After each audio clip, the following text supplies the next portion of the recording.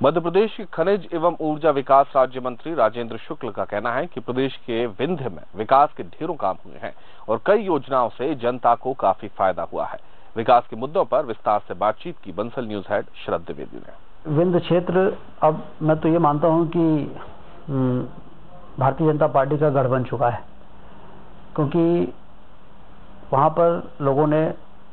सत्ता की ऊंचाइयों पर वहां के अपने नेताओं को पहुंचते हुए देखा है, सत्ता की ऊंचाई पर बने रहते हुए देखा है।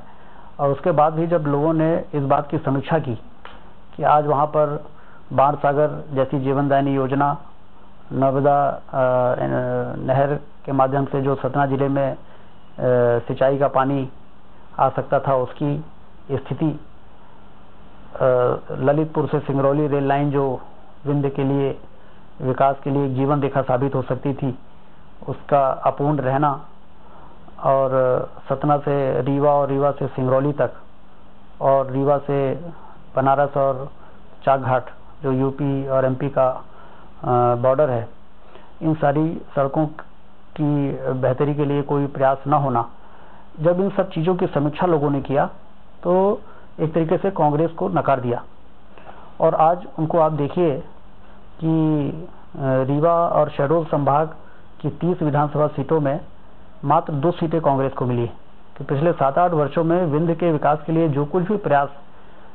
जो रुके हुए थे, उसको बहुत तेजी से करने में हम लोगों ने सफलता प्राप्त की है। बाणसागर का बांध बन गया है जो पूरी तरीके से बंद पड़ा हुआ था, सिंचाई की नहरें बन गई, सीधी जिले में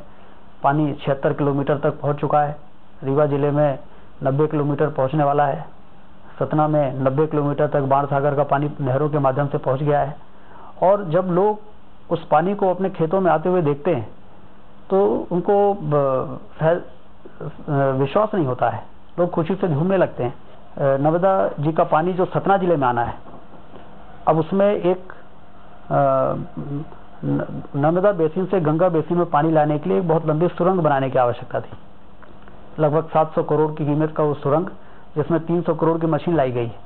अब ये मुख्यमंत्री जी की इच्छा शक्ति का ही परिणाम था। सिंगरौली के क्षेत्र में जो लगभग 4000 मेगावाट के बिजली का उत्पादन होता था, आने वाले 2 वर्षों के बाद उसी धरती से लगभग 15000 मेगावाट के बिजली का उत्पादन करके न सिर्फ हम मध्य प्रदेश की बिजली के संकट को समाप्त करेंगे, बल्कि देश में बिजली के संकट को कम करने में हम अपनी महत्वपूर्ण भूमिका निभाएंगे। तो इसलिए विंध्य भारतीय जनता पार्टी का गढ़ आने वाले दिनों में और मजबूती के साथ स्थापित होगा, ऐसा मेरा मानना है। इसी तरह से सड़कों की स्थिति के बारे में जो प्रदेश की सरकार ने और माननीय मुख्यमंत्री जी ने विंध्य को महत्व दिया है, आप इस बात से बहुत आसानी से ये समझ सकते हैं कि सतना से लेकर रीवा, रीवा से सीधी होते हुए सिंगरौली